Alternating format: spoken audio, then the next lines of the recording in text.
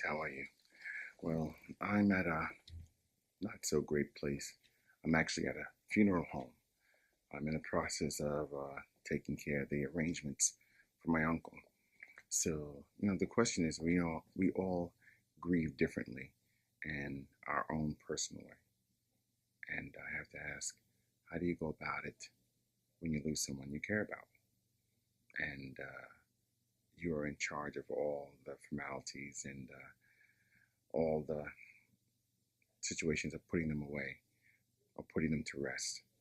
This particular person, I'm not a fan of.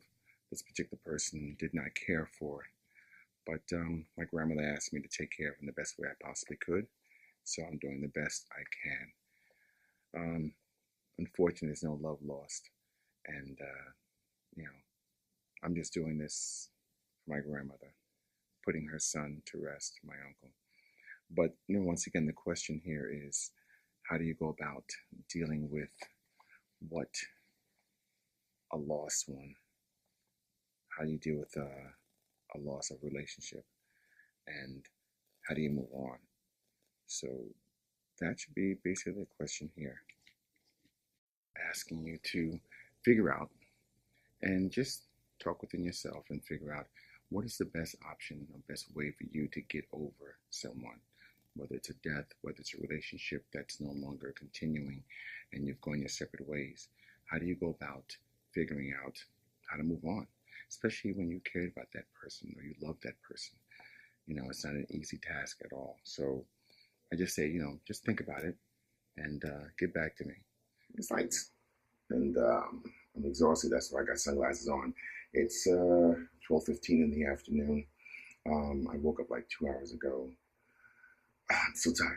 I'm not even straight my eyes. It's okay. Anyway, around this time, we seem to be going through certain things, whether it be a breakup, um, family members, situations, not misunderstandings, um, and for some reason, I don't know, it seems like, I guess, when we get all our friends and family in one room, it seems that it's inevitable for some type of argument, misunderstanding, confrontation to occur.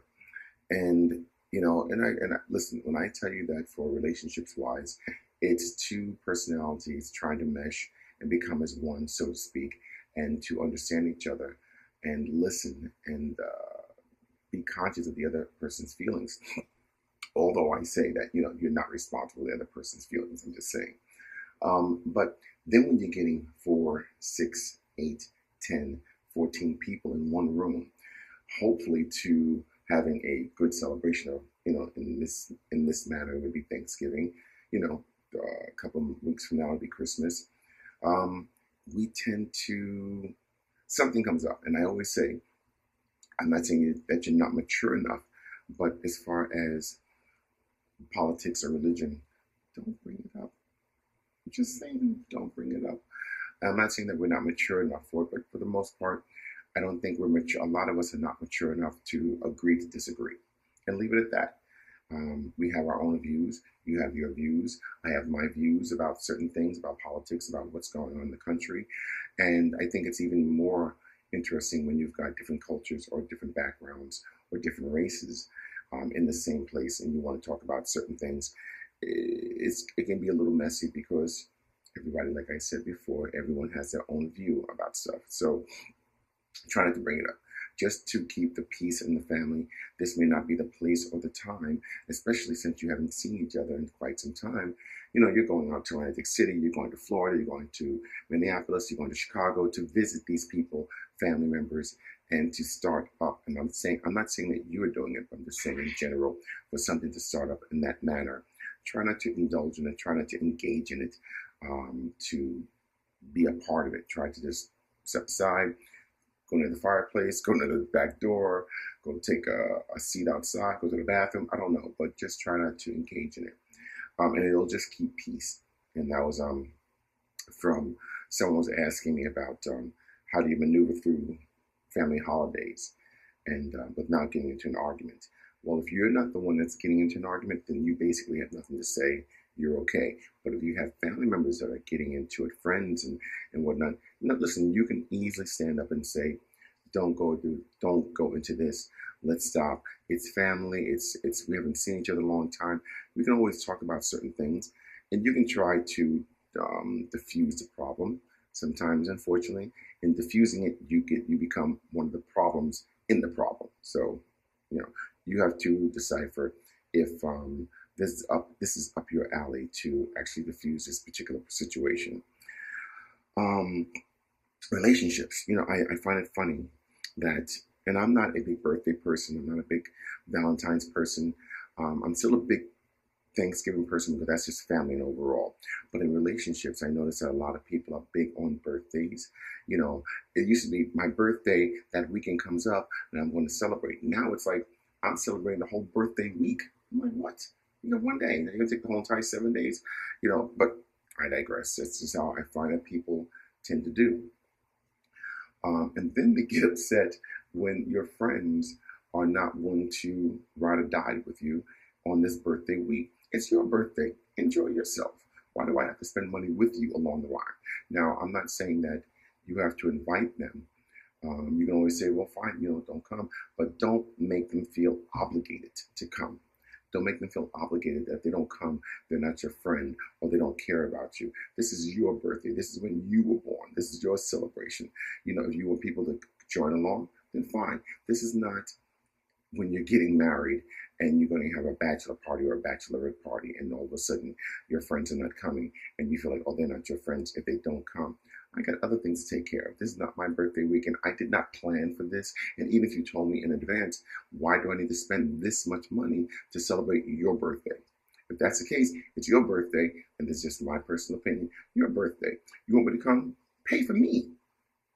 And if that's the case, then give us enough time in, the months to come prior to your birthday to give me enough time to figure out, do I want to participate in your birthday week? Drinking, bars, or going away. It might be something that we're going to go on an excursion. So just saying, don't be so hard on your friends and family if they don't want to embark on your birthday week. Once again, it's your birthday week. So, and overall with relationships, here we go. Getting out of this hotel. Overall with relationships, once again, just watch how you maintain your relationship. Watch what you do to make sure that things are going to go right by each other. We have an obligation to ourselves before we have an obligation to our significant other. And that obligation is to be true to yourself and to understand that what you want and what you don't want out of the relationships. And make sure you voice that to your partner.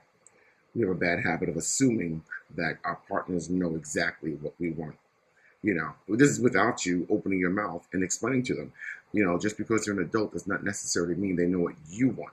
So, learn to keep that means of communication open so we can figure out what you want and how we can maneuver through our relationship so we have less arguments, less misunderstanding, and more communication. Okay? So, I'm getting out of here. The hotel complex a little crappy. Left some stuff around. But I'm getting out of here. And I'm just checking in with all of you to let you know that we had a fantastic turnout for the Believe in Yourself meeting with all the guys, gay men of color. And I might change that because I want to bring all men of color. I think that we're overall needed with everything. In reference to how to maneuver through a relationship, how to discover yourself, how to be more true to yourself, and how to be more understanding and understand who you are. So, anyway, I'm out. Just keep in mind, this reality check. This is Kevin. Check out the next vlog that's coming up, and cherish the person in the mirror. You only have one. Take care, guys. I want you to want me, but you just wanna love me.